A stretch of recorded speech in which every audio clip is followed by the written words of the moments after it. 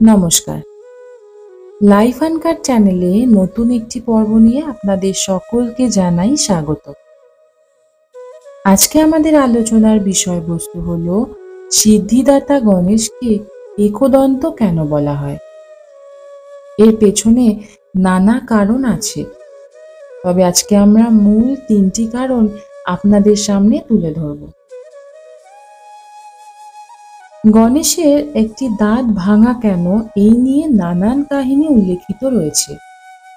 এর মধ্যে একটি হলো মহাভারতের রচনা।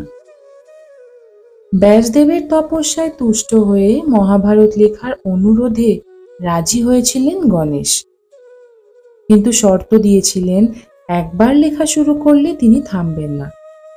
হঠাৎই বেশ কিছুটা অংশ লেখার মাঝেই গণেশজির পালকের কলম ভেঙে যায়।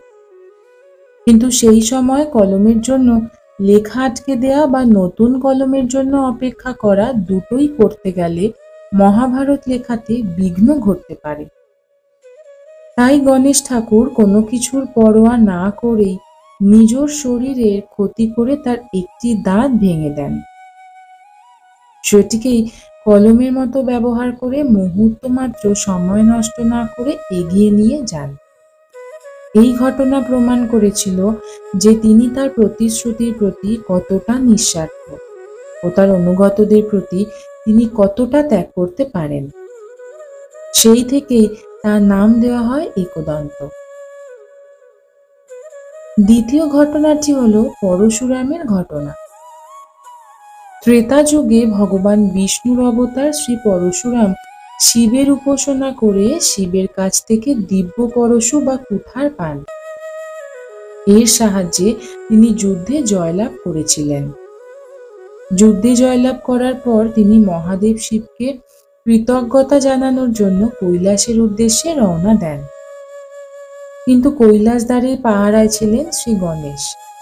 পিতা মহাদেবের আদেশ ছিল যে কেউ যাতে তখন প্রবেশ করতে না পারে।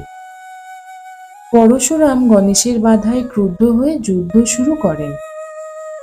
তখন গণেশের উদ্দেশ্যে তিনি কুঠার ছুঁড়ে মারেন। তখন গণেশের দিকে ধেয়ে আসা এই কুঠার দেখে তিনি চিনতে পারেন যে এই কুঠার তার পিতা মহাদেবের দেয়া। তাই যাতে পিতার অস্ত্রের অসম্মান না হয়, তাই তিনি সেই অস্ত্রের আঘাত নিজের শরীরে ধারণ করে নেন। ফলে কুঠারের আঘাতে তার একটি দাঁত ভেঙে যায়। মনে করা হয় গণেশের এই ভাঙা দাঁতটি অহংকার ও বুদ্ধির প্রতীক, আর সম্পূর্ণ দাঁতটি ভক্তি ও শ্রদ্ধার প্রতীক। অন্য একটি কাহিনী অনুসারে একবার দেবতাদের মধ্যে প্রতিযোগিতা হয়েছিল যে কোন দেবতা শ্রেষ্ঠ। তখন দেবতারা সকলেই নিজ নিজ বাহনে চেপে ত্রিলোক পরিক্রমা করতে বের হন। কথা ছিল যে আগে ত্রিলোক পরিক্রমা করবে সেই বিজয়ী। কিন্তু গণেশ তার বাহনে চেপে মাতা পিতা যেখানে ছিলেন সেখানে গেলেন। পিতা মাতাকে ৩ বার পরিক্রমা করে তিনি ফিরে এলেন। আর এদিকে কার্তিক ময়ূরে চড়ে ত্রিলোক পরিক্রমা করে এসে গণেশকে বসে বসে লাড্ডু খেতে দেখে ভীষণ ক্রুদ্ধ হয়। রেগে গিয়ে তিনি গণেশকে প্রহার করতে শুরু করেন। এর ফলে তার একটি দাঁত ভেঙে যায়। এই ঘটনা প্রমাণ করেছিল যে পিতামাতাই হলো ত্রিলোক। সমগ্র সুখ সম্পদ পিতামাতার চরণেই বিরাজমান। ত্যাগের দিক থেকে গণেশের নামই আগে আসে। বিভিন্ন নামে পরিচিত দেবতা আমাদের গণেশ। কখনো তাকে সিদ্ধিদাতা বলা হয়, আবার কখনো তাকে বিঘ্নহর্তা বলা হয়। এছাড়াও বক্রতুণ্ড, একদন্ত, সিদ্ধি বিনায়ক, গজানন, ধূম্রকেতু সহ একাধিক নাম রয়েছে দেবতা গণেশের। তবে তাকে একদন্ত কেন বলা হয়, ওপরের এই ৩টি কারণ থেকেই তার উত্তর কিন্তু আমরা পাই।